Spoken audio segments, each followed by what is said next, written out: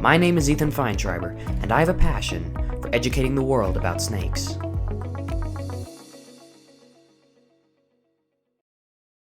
As fun as it is to be out in the field finding snakes, there's always something new for me to do at home, because I have 3 snakes under my care. For example, this is Phoebe. She's a Hog Island boa native to the Cayo Cochino Islands off the Atlantic coast of Honduras. She was my first snake, and she's been with me for over 4 years. I got her because I wanted a snake built like a boa but wouldn't get more than 6 feet long. That way I can comfortably house her in an enclosure that wouldn't take up more than about 10 square feet of my room. When I got her, she was only about a year old and was roughly 2.5 to 3 feet long and kept in a 75-gallon enclosure for the first 2 years I had her. Pretty soon though, she outgrew it and needed more vertical space. What I didn't realize until this point was that because she stays smaller than a typical Central American boa from the mainlands, she'd stay lightweight enough to feel comfortable climbing trees her entire life. So I bought an 18 by 36 by 36 inch enclosure. This was a huge improvement because she had way more space to climb, and she really appreciated it. Eventually, I decided that I wanted to make it bioactive. This means adding a couple things that help recycle the materials and nutrients in the enclosure. For example, I threw in some isopods to break down her feces, that way I don't have to clean up after her quite as much. Then, I thought it would be cool to have a live plant in there as well. So I picked up a golden pothos and placed it in her enclosure, and over the course of a few months, it grew vines all over the enclosure that I could even wrap around the branches. This made for an excellent setup for a large snake that lives in the trees and was fairly naturalistic. But just not natural enough for me to be satisfied. So I decided that I would take it to a whole new level by adding a naturalistic background with branches you could climb on and adding more plants of various shapes and sizes. I also used her hide and water bowl along with a planter to make a natural cohesive piece that sticks perfectly in the corner of the enclosure. With everything in place, this made for easily the most beautiful enclosure I'd ever created.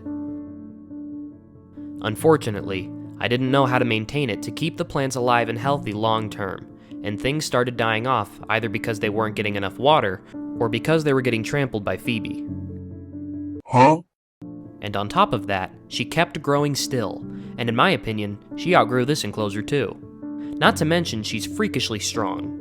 She was able to pry the door and the top panels open and escaped several times. So I decided that she needed another upgrade, but this time, I was going to build it. I started out by cutting 2x2s and 2x4s to appropriate sizes and assembled them to make the frame of the enclosure. Keep in mind, I had never made anything like this before, so I was learning as I went. Next, I placed in the panels that will make up the walls and the floor. They're primarily made of OSB. I then sealed off the interior before installing the final panels, which made up the light compartment up top. Afterwards, I made 2 doors. One will be the glass door to access the interior, and the other will be the access to the heat lamp and grow light. Finally, I painted and sealed the exterior to preserve the wood. It's not perfect, being the first enclosure I've ever built, but it should still work.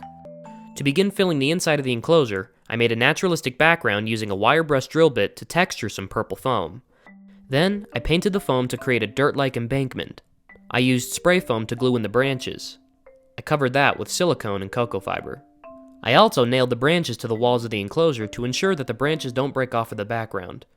Once I was done with that, I installed the larger door.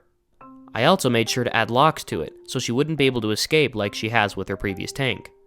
Despite looking like a safe, I was really pleased with how it turned out. I care a lot more about its functionality than its appearance.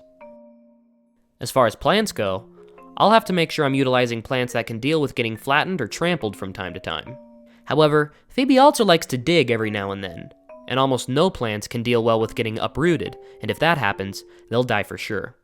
So I got some plastic containers, poked some holes in the sides and bottom for drainage, filled them with soil, and made one big hole in the lid for the base of the plant to poke through. To make the containers more conspicuous, I covered the lids with silicone and soil to blend in with the rest of the substrate. This little contraption will keep the roots protected, but allow me to access them if I need to in case of root rot.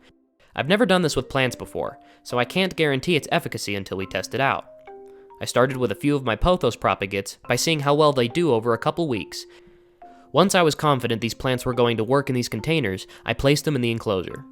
The plants I'm using for this will mostly just be vines of pothos, a mini monstera, a dracaena, and a snake plant. As nice as it is to use more delicate plants to optimize the setup, they simply wouldn't survive Phoebe's abuse toward them, but they'll be used for another setup I have planned in the near future. The finishing touches are the primary substrate, bits of dried sheet moss, leaves, and maybe invertebrates. Most of those will just seek refuge in the pots. Now for the moment of truth.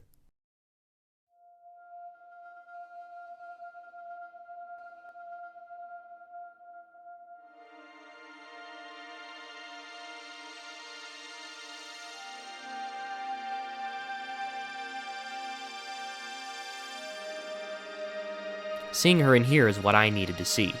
She fit a lot better in here than I anticipated, and I haven't seen her this happy in a while. Despite that this video had nothing to do with finding snakes in the wild like most of my other videos, my intent is to post content on this channel regarding things that I'm passionate about. And that consists of way more than just wild snakes. It consists of all reptiles and amphibians, wild or captive.